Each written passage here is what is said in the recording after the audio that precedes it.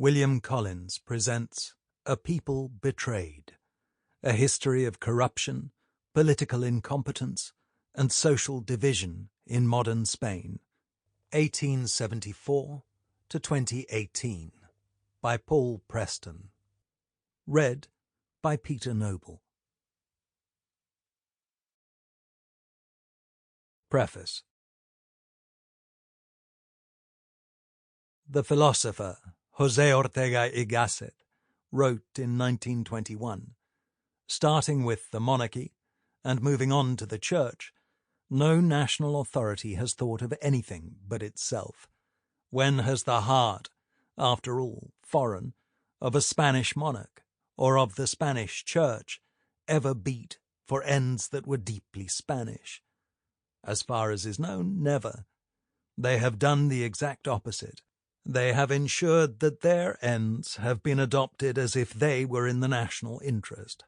In similar vein, the poet Antonio Machado, during the Spanish Civil War, wrote to a Russian friend, the novelist David Vygotsky, "The best thing in Spain is the people. That is why the selfless and heroic defense of Madrid, which has astounded the world, moves me. But it does not surprise me. It has always been like that. In difficult times, the señoritos, our boyars, invoke the fatherland, and then they sell it. The people do not even mention it, but they buy it back with their blood, and they save it. In Spain it is impossible to be a decent person and not love the people. For us, love of the people is a basic duty of gratitude." Similar views were expressed in the 19th century by the English Romantic travellers. The most celebrated, Richard Ford, author in 1845 of A Handbook for Travellers in Spain, and 1 year later of Gatherings in Spain, portrayed ordinary Spaniards as generous and noble, while referring constantly to bad government and misgovernment. The real, permanent, and standing cause of Spain's thinly peopled state, want of cultivation and abomination of desolation, is bad government, civil and religious. He claimed that at all levels of government there were despots always open to bribes. Gerald Brennan agreed to a certain extent.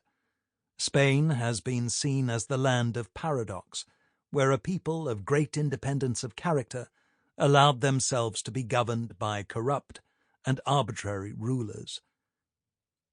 However, commenting on the extent to which such criticisms derived from an idealized image of Britain at the time when Ford was writing, Brennan remarked, "He has much to say of Spanish mismanagement and poverty, yet who would not have preferred to be a Spanish workman in those days to an English miner or mill hand or agricultural labourer?"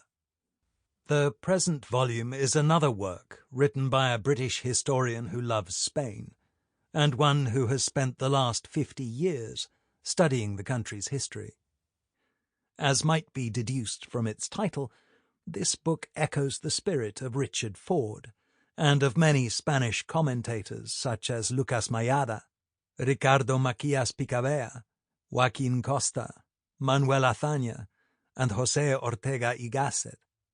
While drawing on the perceptions of Ford, it does not adopt his simplistic comparisons of a benighted Spain with an idealized Britain. Equally, while deriving great insight from the critical analysis of the regenerationists, it does not share the view of Costa that the problem called for an authoritarian solution, the iron surgeon. This book makes no attempt to suggest that Spain is unique in terms of corruption or governmental incompetence. There are other European nations for which, at various historical moments, similar interpretations might be valid. For instance, while writing the book, I have lived on a daily basis for the last 3 years under the shadow of the Brexit process in Britain. It has been a painful experience to have to witness the combination of lies, governmental ineptitude and corruption that have bitterly divided the nation and threatened to provoke the breakup Sample complete. Ready to continue?